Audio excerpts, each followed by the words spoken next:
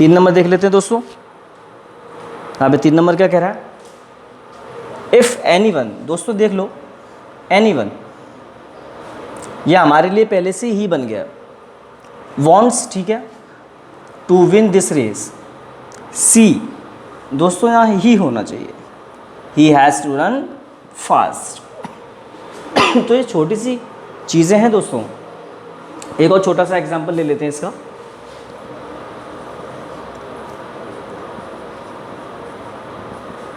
The child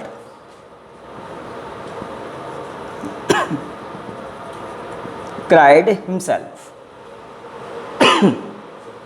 दोस्तों जब आप यहाँ पे द चाइल्ड ले चुके हो, और ये हमारी कौन सी कैटेगरी में आता है, नॉन लिविंग कैटेगरी में आता है, तो उस हिसाब से यहाँ पे हिमसेल्फ यूज़ नहीं होगा। चाइल्ड के अकॉर्डिंग यहाँ पे क्या यूज़ होना चाहिए भाई, itself. The child cried itself. उम्मीद कर रहा हूँ दोस्तों आपको समझ में आ गया होगा। आप फुर्ती में नोट डाउन कर लें। आगे की तरफ बढ़ते हैं हम लोग अपने नेक्स्ट टॉपिक की तरफ।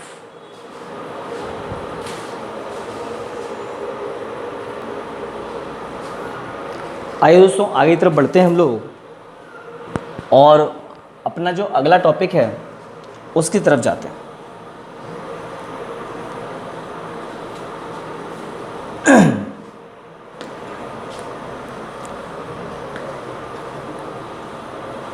दोस्तों अगला जो टॉपिक है हमारा वो क्या कहता है, आइए जान लेते हैं भाई। बड़ा अच्छा टॉपिक है।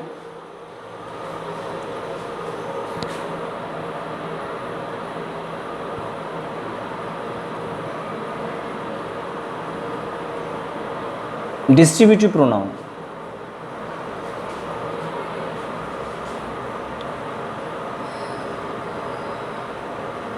वितरक सर्वनाम। दोस्तों आपको इसमें ज़्यादा कुछ खास याद रखने की ज़रूरत नहीं है। आपको ये याद रखना है कि ये जो डिस्ट्रीब्यूटिव है ये कौन है, ईच, एनी या any one, either, neither, none. दोस्तों इन तीनों के बाद, माफ़ कीजिएगा, इन सब के बाद ध्यान रखना ऑफ आएगा, द, दीज या दोज आएगा, या फिर प्लूरल प्रोनाउन आएगा एज अ ऑब्जेक्ट, और यहां पर प्लूरल नाउन आएगा। उसके बाद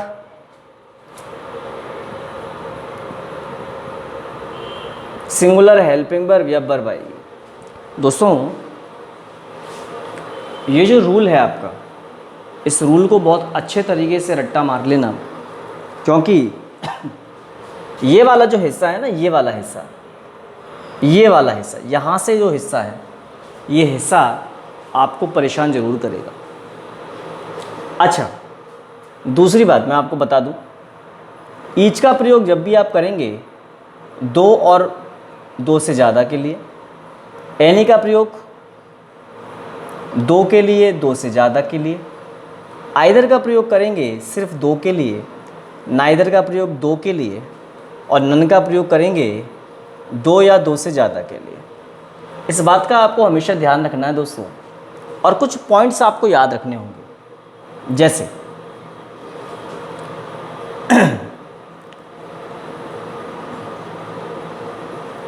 आइदर के स्थान पर एनी या एनी वन,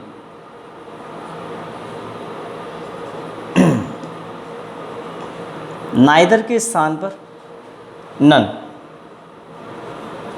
प्रयोग करेंगे। लेकिन किस कंडीशन में करेंगे?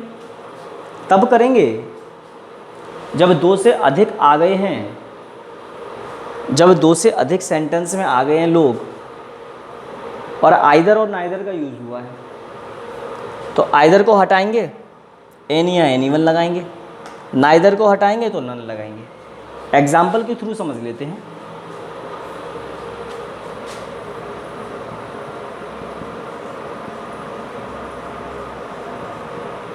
Each of them are clever and notorious.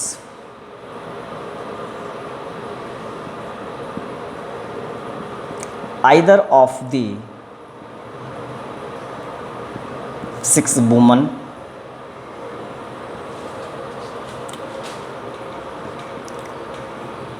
were talking in this class. Pavan has not sold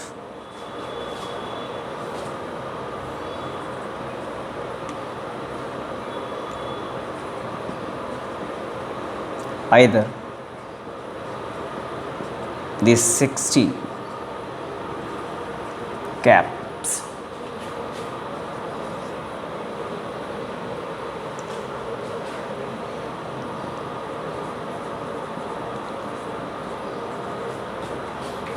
None of the pen is costly for us. दोस्तों वैसे तो इतनी ही काफ़ी हैं, इन्हीं से आपको समझ में आ जाएगा कि आखिरकार हमको सेंटेंस में करना क्या है। आइए दोस्तों, ईच ऑफ देम, दोस्तों आप देख पा रहे हैं plural pronoun as a object use हुआ है, बिल्कुल ठीक है। ये हमेशा बांटने का काम करता है। उनमें से प्रत्येक, दोस्तों आप देखें मैं कैसे पढ़ रहा हूँ, उनमें से प्रत्येक। अब उनमें से प्रत्येक एक हो गया, जब एक हो गया तो दोस्तों यहाँ पे हेल्पिंग वर्ब भी तो सिंगुलर होनी चाहिए। नियम भी वही कहता है, इज़ क्लेवर एंड नोटोरियस। उनमें से प्रत्येक चालाक और खूंखार है। आओ जरा दूसरा देखते हैं। आइदर ऑफ द 6 वुमेन, दोस्तों आइदर आप यूज़ कर रहे हैं, लेकिन आइदर यूज़ होता है 2 के लिए, और अगर 2 से अधिक आ जाता है और आइदर का यूज़ हुआ है तो मैंने आइदर के स्थान पर क्या बताया, एनी या एनी वन। दोस्तों यहाँ आप या तो एनी लगा लें या एनी वन लगा लें। एनी या any one of the 6 women, दोस्तों ये वुमन नहीं होगा, वुमेन होगा, और यहाँ वॉज होगा। आपको नियम जरूर याद रखना है दोस्तों, ये वाला वेरी वेरी इंपॉर्टेंट है, आपको ध्यान रखना है, ये वेरी वेरी इंपॉर्टेंट है। 6 महिलाओं में से कोई या कोई एक वॉज थी टॉकिंग इन द क्लास, इस कक्षा में बात कर रही थी। 3 number, Pawan has not sold, दोस्तों not sold either the 60 caps, 60। भाई 2 के लिए हम आइदर लगाते हैं, 2 से अधिक के लिए आइदर को हटाएंगे तो क्या लगाएंगे, एनी या फिर एनी वन लगाएंगे। तो ये गलती थी दोस्तों हमारी। पवन हैज़ नॉट सोल्ड एनी या एनी वन दी 60 कैप्स। आइए आगे तरफ बढ़ते। नन ऑफ द पेन, दोस्तों पहली बात तो ये प्लूरल होगा, पेन्स इज़ बिल्कुल ठीक है। कॉस्टली फॉर अस, यहाँ कोई गलती नहीं। दोस्तों डिस्ट्रीब्यूटिव प्रोनाउन एक बहुत इम्पॉर्टेंट पार्ट है, उम्मीद कर रहा हूँ आपको समझ में आ गया होगा। आप इसे फुर्ती में नोट कर लीजिए, टेक योर टाइम।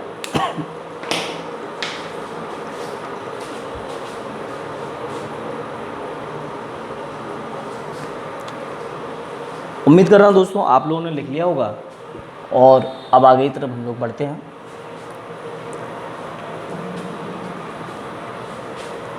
दोस्तों प्रोनाउन एक इम्पॉर्टेंट चैप्टर है और आपको हर एक चीज़ अच्छे से समझना भी होगा। कोशिश करें कि जितना भी आपको यहाँ बताने की मैं कोशिश कर रहा हूँ, आप लोग कोशिश करें कि उसको अच्छे से पढ़ें। आइए दोस्तों, अब बात करते हैं हम लोग, जो अपना नेक्स्ट टॉपिक है, पर्सन की बात कर लेते हैं।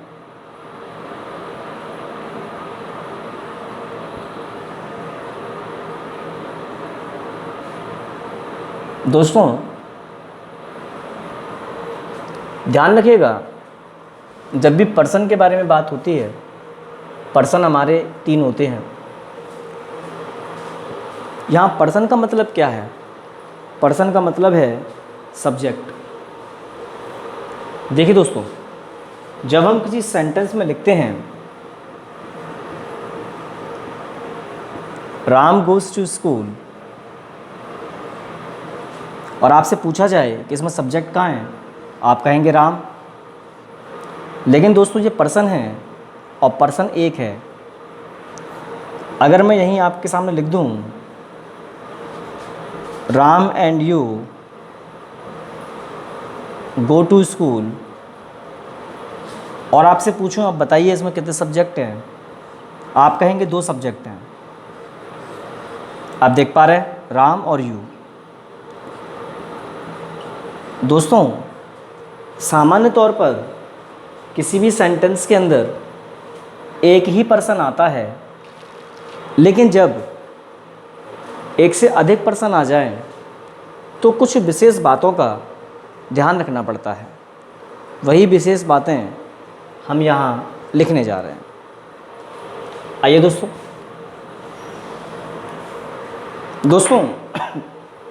पर्सन होते हैं 3।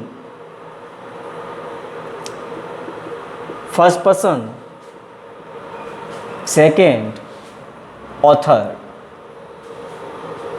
दोस्तों ध्यान रखना है कि सिंगुलर भी पर्सन होते हैं और प्लूरल भी होते हैं। सिंगुलर पर्सन फर्स्ट आई तो प्लूरल भी, यहाँ यू और यहाँ हो जाएगा अपना थर्ड पर्सन में ही, सी, इट, वन और कोई भी नेम यानी कि नाउन, और यहाँ हो जाएगा दोस्तों दे। नियम क्या कहता है दोस्तों? नियम सुन लीजिए।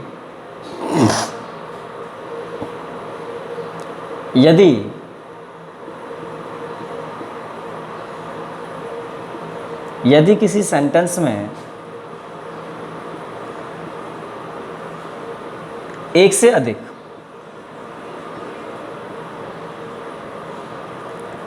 अधिक पर्सन आ जाएं, दोस्तों यही बात हमें समझनी है। यदि एक से अधिक पर्सन आ जाए तो क्या? तो दोस्तों यहाँ लिख रहा हूँ मैं आपके सामने सिंगुलर पर्सन, यहाँ लिख रहा हूँ प्लूरल पर्सन, यहाँ लिख रहा हूँ गुड वर्क और यहाँ लिख रहा हूँ बैड वर्क। सिंगुलर पर्सन का नियम है 231 और यहाँ 123, प्लूरल पर्सन का 123 और यहाँ 123। दोस्तों आपको ध्यान रखना होगा कि जब भी सेंटेंस के अंदर अच्छा काम हो रहा है और सिंगुलर पर्सन आए हैं, सिंगुलर पर्सन आप समझ गए होंगे, ये ऊपर लिखे हुए हैं I, you, he, she, it, one और कोई नाम। तो सिंगुलर पर्सन के अनुसार 231 नंबर का पालन होगा और यदि प्लूरल पर्सन आए हैं तो 123 नंबर का पालन होगा। बैड वर्क होने पर 123 नंबर का पालन होगा और प्लूरल पर्सन में भी 123 नंबर का पालन होगा। यहाँ से कुछ एग्जाम्पल आप लोग देख लें। देखें दोस्तों,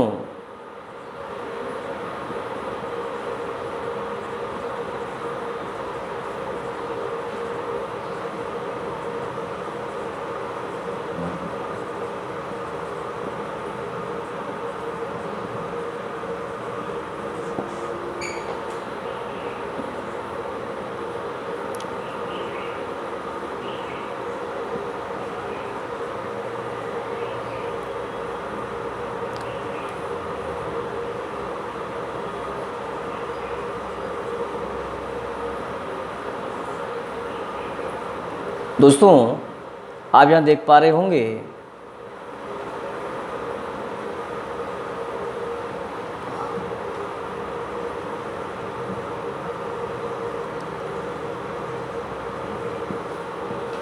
और समझने की कोशिश कर रहे होंगे भाई।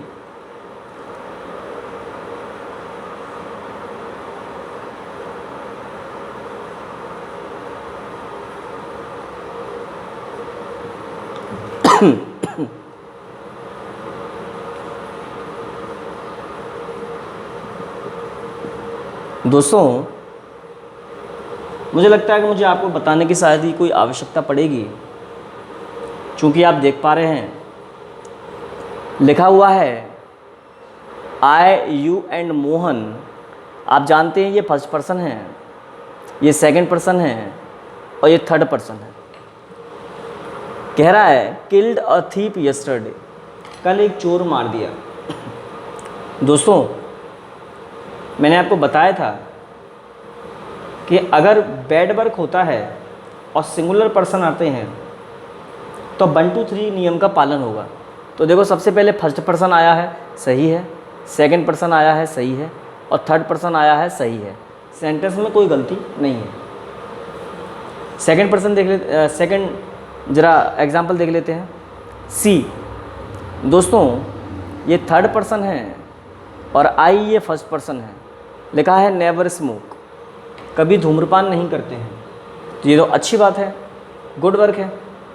लेकिन दोस्तों गुड वर्क है उसके हिसाब से क्या होना चाहिए, 231 होना चाहिए नियम सिंगुलर पर्सन के लिए। तो सबसे पहले सेकंड पर्सन लिखा जाना चाहिए, जो कि है नहीं इसमें। फिर थर्ड होना चाहिए, थर्ड लिखा है, और फिर फर्स्ट होना चाहिए, लिखा है। इस सेंटेंस में भी कोई गलती नहीं है। सी एंड आई नेवर स्मोक, वह और मैं कभी धूम्रपान नहीं करते हैं। दोस्तों 3 नंबर देख लेते हैं। पवन लिखा है, ये तो थर्ड पर्सन है, और ये मेरा सेकंड पर्सन है, और ये मेरा फर्स्ट पर्सन है। आई वॉन दिस मैच, इस मैच को जीत गए। मैच जीतना अच्छी बात है दोस्तों, और उसके हिसाब से सिंगुलर पर्सन है तो 231 नियम का पालन होना चाहिए। तो सबसे पहले सेकंड पर्सन लिखा जाना चाहिए, और सेकंड पर्सन इसमें यू है। अब थर्ड पर्सन लिखा जाना चाहिए, जो है पवन, और उसके बाद लिखा जाना चाहिए फर्स्ट पर्सन आई, और पूरा सेंटेंस उतार दो। ये सेंटेंस मेरा सही हो। दोस्तों 4th नंबर देख लेते हैं। लिखा हुआ है वी, ये फर्स्ट पर्सन है लेकिन प्लूरल है। दे, ये थर्ड पर्सन है दोस्तों, प्लूरल है, और ये सेकंड पर्सन है। ऑलवेज रीड द गीता, हमेशा गीता पढ़ते हैं। दोस्तों अच्छी बात है, चाहे प्लूरल पर्सन में गुड वर्क हो चाहे बैड वर्क हो, नियम एक ही चलता है 1 2 3 का। तो सबसे पहले फर्स्ट पर्सन लिखा जाना चाहिए वी, उसके बाद सेकंड यू, और उसके बाद थर्ड पर्सन होना चाहिए दे, और यहाँ पे पूरा सेंटेंस मेरा सही हो जाता है। दोस्तों इसी प्रकार से हमारे जो पर्सन हैं यहाँ पे ख़त्म हो जाते हैं। आप इसे नोट कर लीजिए। आगे बढ़ेंगे हम अपने टॉपिक की तरफ, और ये इम्पोर्टेंट टॉपिक था, आप इसे आराम से नोट कर लें।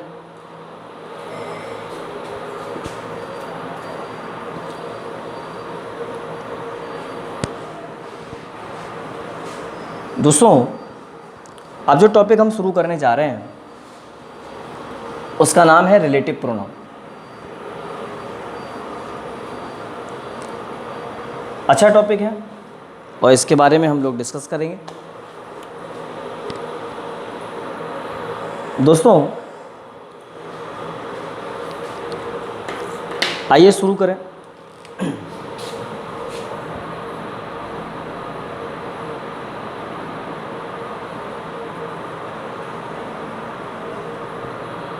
Relative pronoun. दोस्तों रिलेटिव प्रोनाउन को मैं आपको चार्ट के माध्यम से समझाने जा रहा हूँ, और समझेंगे ज़रा इसको।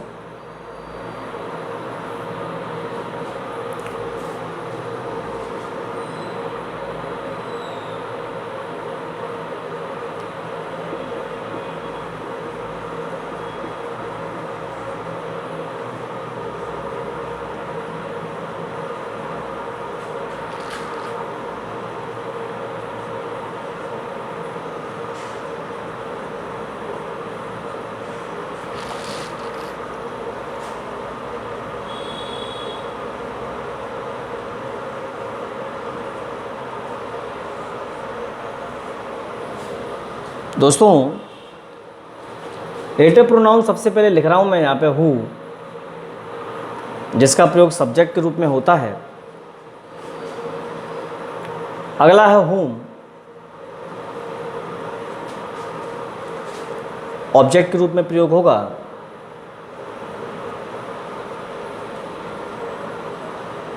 ऐसे लिखें दोस्तों,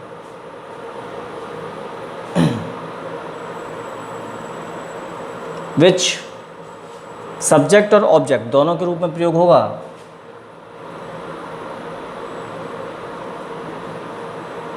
हुज या ऑफ विच, ये पोजीशन के रूप में यूज होगा।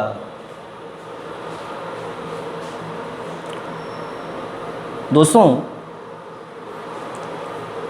आपको ध्यान रखना होगा, इसका मतलब होता है जो या जो कि, जिसे या जिसको। इसका मतलब होगा जो या जो कि और साथ में जिसे। हुज या ऑफ विच का जब यूज़ करेंगे जिसका या जिसकी,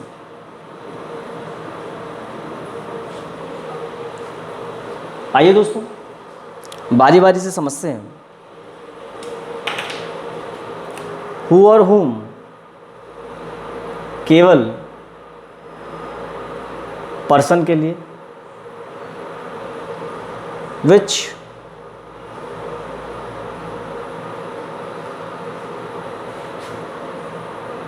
निर्जीव प्लस पशु पक्षी। हुज और ऑफ विच सभी सजीव प्लस निर्जीव। दोस्तों यहाँ आपको ये बात समझनी बहुत ज़रूरी है कि जब आप हु का प्रयोग करते हैं तो सब्जेक्ट के रूप में यूज़ करेंगे, हुम का प्रयोग करेंगे तो ऑब्जेक्ट के रूप में करेंगे, जबकि विच का प्रयोग सब्जेक्ट और ऑब्जेक्ट दोनों के लिए करेंगे। हुज और ऑफ विच इसका अधिकार के लिए करेंगे।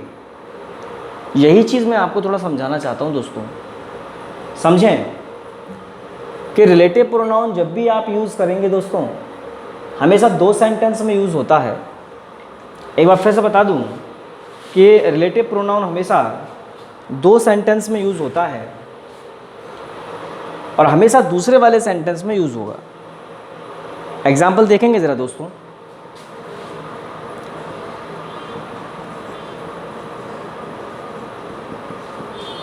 Ram is a good boy.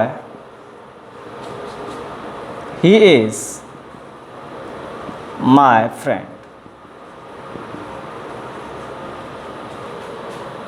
दूसरा देखें,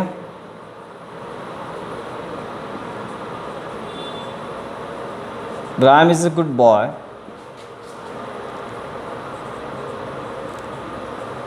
He studies 10th class. He is my classmate. दोस्तों इस बात को समझें, यहीं से आपको सारी बातें समझ में आ जाएंगी।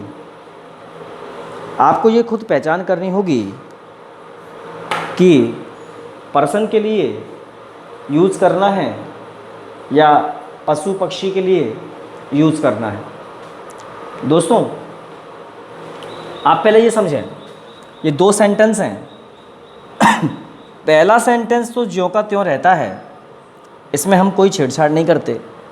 दूसरे सेंटेंस के साथ हमेशा रिलेटिव प्रोनाउन यूज़ होता है। अब आप देखें, लिखा हुआ ही इज़ माई फ्रेंड। ही मेरे लिए सब्जेक्ट का काम कर रहा है और व्यक्ति के लिए बात हो रही है तो मैं हु लगा दूंगा। Ram is a good boy, who is my friend.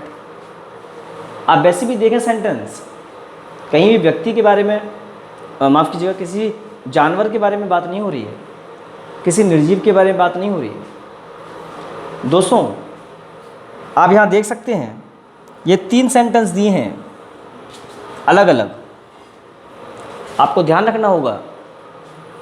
पहला सेंटेंस तो ज्यों का त्यों रहता है दोस्तों, इसको छेड़ते नहीं हैं।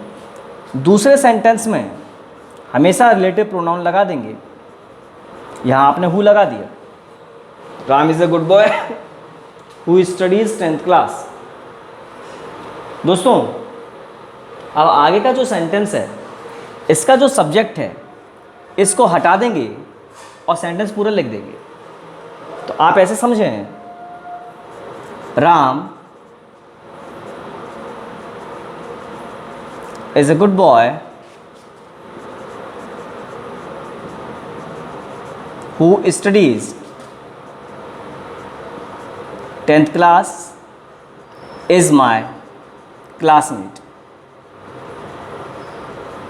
दोस्तों इस बात को हमेशा ध्यान रखिएगा, रिलेटिव प्रोनाउन हमेशा दूसरे वाले सेंटेंस में ही यूज़ होगा, चाहे कितने भी सेंटेंस आ जाए। आइए और विस्तार पूर्वक चर्चा करते हैं।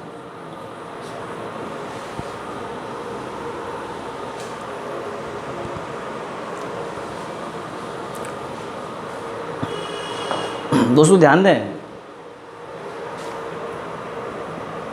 मैंने कहा I have a son, I love him very much. दोस्तों ध्यान दें, पहला सेंटेंस तो जैसा का तैसा रहेगा, दूसरे सेंटेंस में रिलेटिव प्रोनाउन लगाना है। तो मेरे पास हिम आ गया, आप देख रहे हो, तो मुझे यहाँ ऑब्जेक्टिव फॉर्म यूज़ करना है, whom। जब सब्जेक्ट के रूप में यूज़ करवाएगा रिलेटिव प्रोनाउन तो ऑब्जेक्ट नहीं देगा, जब ऑब्जेक्ट के रूप में यूज़ करवाएगा तो ऑब्जेक्ट देगा आपको। आप देखें, व्यक्ति के लिए हु और whom ही लगा सकते हैं, तो मैंने यहाँ whom क्यों लगाया, ये जो ऑब्जेक्ट है इसको हटा दिया, whom लगा दिया। सब्जेक्ट के रूप में यूज़ होता तो मैं सब्जेक्ट हटा देता और हु लगा देता। ये समझना होगा। आई हैव अ सन, मेरे पास एक बेटा है।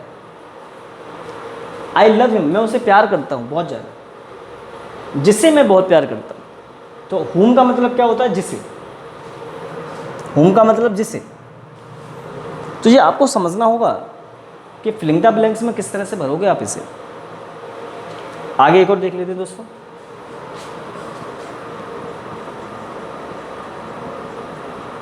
दिस इज द पेन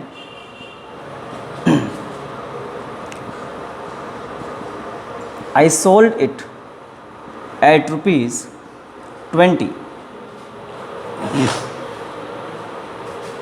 अब मुझे इसमें क्या लगाना है दोस्तों, हु, हुम, विच, क्या लगाऊं। अब ध्यान दें, पहला सेंटेंस तो ज्यों का त्यों रहेगा।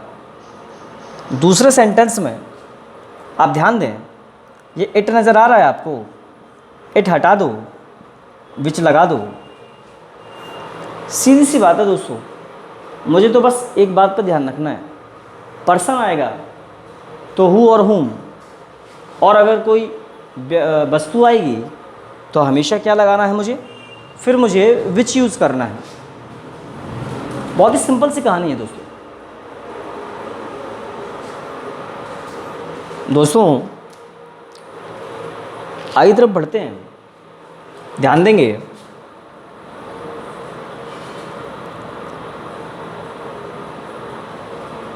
दिस इज द काउ,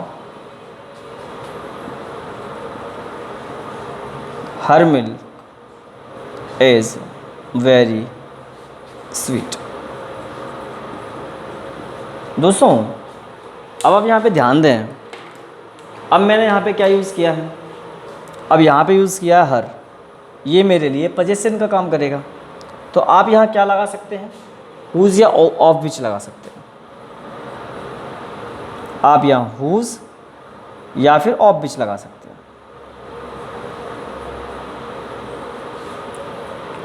दोस्तों इजी है, कठिन नहीं है, इजी है। बस हमें ये समझना होगा कि फिलिंग द ब्लैंक्स के थ्रू अगर ये सेंटेंस में आते हैं तो हमें अपनी बुद्धि का इस्तेमाल करना है। कोई ट्रिक नहीं है इसकी। आप ये सोचो कोई ट्रिक है, नहीं, कोई ट्रिक नहीं है। आपको जो याद रखने ही पड़ेंगे, आपको जो याद होना ही चाहिए। हु पर्सन के लिए, विच निर्जीव या पशु पक्षी के लिए, हुज और ऑफ विच का प्रयोग सभी सजीव निर्जीव के लिए, अधिकार को बताने के लिए। आइए दोस्तों आगे तरफ बढ़ते हैं।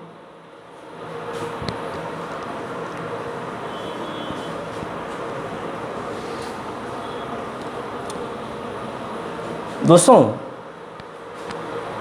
इसी की जब बात करते हैं रिलेटिव प्रोनाउन की, तो रिलेटिव प्रोनाउन डैट यूज होता है। डैट की कुछ शर्तें समझ लें।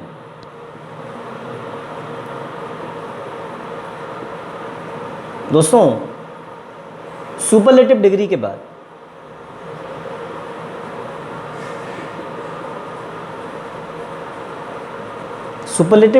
बाद हमेशा डैट लगेगा।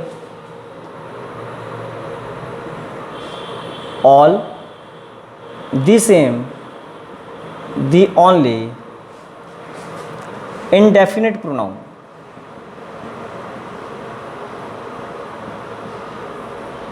के बाद डैट लगेगा। दोस्तों इस बात का आपको विशेष रूप से ध्यान रखना है कि डैट आपको कहाँ यूज़ करना है। Relative pronoun that,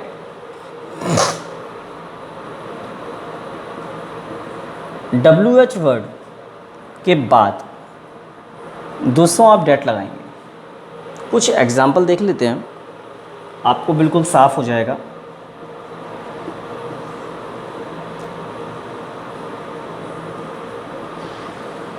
She is the best actress dash I have met ever in Mumbai.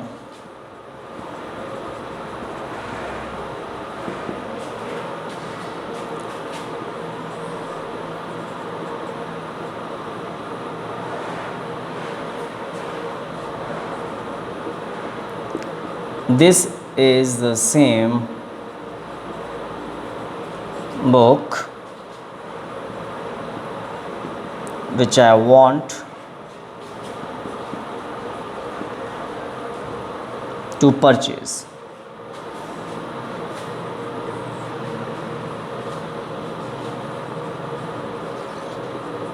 Who is the girl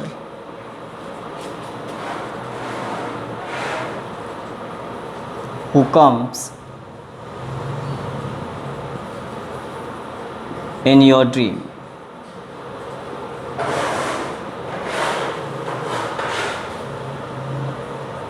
दोस्तों आप देख पा रहे होंगे she is the best actress. अब ये सुपरलेटिव डिग्री को दिखा रहा है। आने वाले सेंटेंस को कनेक्ट करने के लिए मुझे डैट को कनेक्ट करना है। रिलेटिव प्रोनाउन डैट आएगा। She is the best actress that I have met ever in Mumbai, जिससे मैं पहले मिल चुका हूँ। This is the same book, ध्यान दें दोस्तों, द सेम आ गया लिख के। अब मुझे विच यूज़ नहीं करना है, रिलेटिव प्रोनाउन डैट यूज़ होगा। This is the same book that I want to purchase, जिसे मैं खरीदना चाहता हूँ। Who is the girl, sentence की शुरुआत WH वर्ड से हो गई। अब आप यहाँ पे डैट ही लगाएंगे, दूसरा रिलेटिव प्रोनाउन यूज़ नहीं करेंगे। हु इज़ द गर्ल कौन सी लड़की है, that comes in your dreams, जो तुम्हारे सपने में आती है। दोस्तों यहाँ रिलेटिव प्रोनाउन और प्रोनाउन हमारा ख़त्म हो जाता है, और नए चैप्टर के साथ, नए टॉपिक के साथ आपसे जल्दी मुलाकात करेंगे। आप सभी को मेरा बहुत बहुत नमस्कार।